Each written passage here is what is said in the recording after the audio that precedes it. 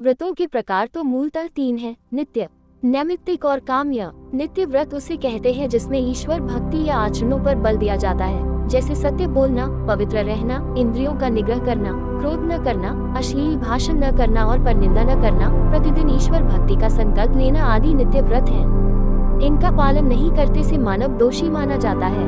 नैमित्तिक व्रत उसे कहते हैं जिसमें किसी प्रकार के पाप हो जाने या दुखों से छुटकारा पाने का विधान होता है। अन्य किसी प्रकार के निमित्त के उपस्थित होने पर चांद्रायन प्रभृति तिथि विशेष में जो ऐसे व्रत किए जाते हैं वे नैमित्तिक व्रत हैं। काम्य व्रत किसी कामना की पूर्ति के लिए किए जाते हैं, जैसे पुत्र प्राप्ति के लिए, धन समृद्धि के लिए या अन्य सुखों की प्राप्ति के लिए किए जाने वाले व्रत काम्य व्रत हैं। व्रतों का वार्षिक चक्र। साप्ताहिक व्रत, सप्ताह में एक दिन व्रत रखना चाहिए, ये सबसे उत्तम है। पाक्षिक व्रत 15-15 दिन के 2 पक्ष होते हैं, कृष्ण पक्ष और शुक्ल पक्ष। प्रत्येक पक्ष में चतुर्थी, एकादशी, त्रयोदशी, अमावस्या और पूर्णिमा के व्रत महत्वपूर्ण होते हैं। उक्त में से किसी भी एक व्रत को करना चाहिए। त्रैमासिक। वैसे त्रैमासिक व्रतों में प्रमुख है नवरात्रि के व्रत। हिंदू माह अनुसार पौष, चैत्र, आषाढ़ और अश्विन माह में नवरात्रि आती है। उक्त प्रत्येक माह की प्रतिपदा यानी 1 से 9वीं तक का समय नवरात्रि का होता है। इन 9 दिनों तक व्रत और उपवास रखने से सभी तरह के क्लेश समाप्त हो जाते हैं। 6 मासिक व्रत। चैत्र माह की नवरात्रि को बड़ी नवरात्रि और अश्विन माह की नवरात्रि को छोटी नवरात्रि कहते हैं। उक्त दोनों के बीच 6 माह का अंतर होता है। इसके अलावा वार्षिक व्रत। वार्षिक व्रतों में पूरे श्रावण मास में व्रत रखने का विधान है। इसके अलावा जो लोग चतुर्मास करते हैं उन्हें जिंदगी में किसी भी प्रकार का रोग और शोक नहीं होता है। इससे ये सिद्ध हुआ कि व्रतों में श्रावण माह महत्वपूर्ण होता है। सोमवार नहीं, पूरे श्रावण माह में व्रत रखने से हर तरह के शारीरिक और मानसिक कलेश मिट जाते हैं।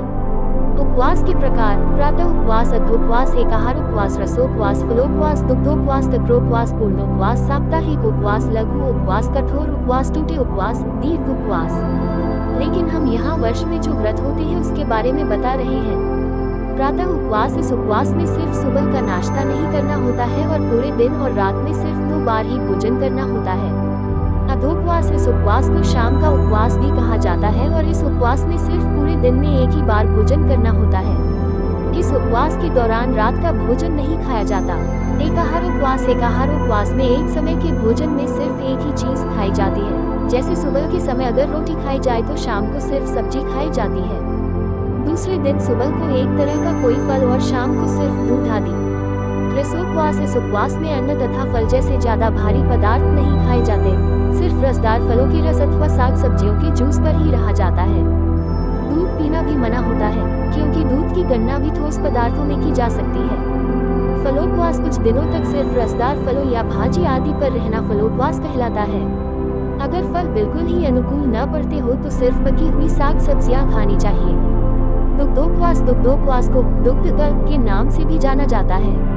इस उपवास में सिर्फ कुछ दिनों तक दिन में 4-5 बार सिर्फ दूध ही पीना होता है। तक्रोपवास। तक्रोपवास को मठाकल्प भी कहा जाता है। इस उपवास में जो मठा लिया जाए उसमें घी कम होना चाहिए और वो खट्टा भी कम ही होना चाहिए। उपवास को कम से कम 2 महीने तक आराम से किया जा सकता है। पूर्णोपवास। बिल्कुल साफ सुथरे ताजे पानी के अलावा किसी और चीज को बिल्कुल न खाना पूर्णोपवास कहलाता है। इस उपवास में उपवास से संबंधित बहुत सारे नियमों का पालन करना होता है। साप्ताहिक उपवास। पूरे सप्ताह में सिर्फ एक पूर्ण उपवास नियम से करना साप्ताहिक उपवास कहलाता है। लघु उपवास। 3 से लेकर 7 दिनों तक के पूर्ण उपवास को लघु उपवास कहते हैं। कठोर उपवास। जिन लोगों को बहुत भयानक रोग होते हैं यह उपवास उनके लिए बहुत लाभकारी होता है। इस उपवास में पूर्ण उपवास के सारे नियमों को सख्ती से निभाना पड़ता है। टूटे उपवास। इस उपवास में 2 से 7 दिनों तक पूर्ण उपवास करने के बाद कुछ दिनों तक हल्की प्राकृतिक भोजन पर रहकर दोबारा उतने ही दिनों का उपवास करना होता है। उपवास रखने का और हल्का भोजन करने का ये क्रम तब तक चलता रहता है जब तक कि इस उपवास को करने का मकसद पूरा न हो जाए। दीर्घ उपवास। दीर्घ उपवास में पूर्ण उपवास बहुत दिनों तक करना होता है, जिसके लिए कोई निश्चित समय पहले से ही निर्धारित नहीं होता। इसमें 21 से लेकर 50-60 दिन भी लग सकते हैं। अक्सर यह उपवास तभी तोड़ा जाता है जब स्वाभाविक भूख लगने लगती है अथवा शरीर के सारे जहरीले पदार्थ पचने के बाद जब शरीर के जरूरी अवयवों के पचने की नौबत आ जाने की संभावना हो जाती है।